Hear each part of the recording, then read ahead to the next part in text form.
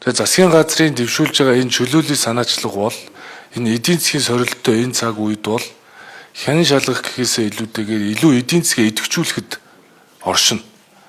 Тийм ч учраас энэ хяналт шалгалтын давхардлыг арилгах хэрэгтэй.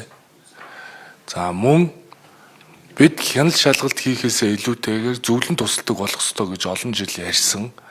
Нэг сард барилга дээр ихэд 16 удаа шалгалт очсон байна. 16 удаа шүү. За дээрэс нь агентлаг шалгадаг, яам шалгадаг, нөө зохицуул хороо шалгадаг. Тэгээ шалгалтын чинь 50% зөвхөн торгох.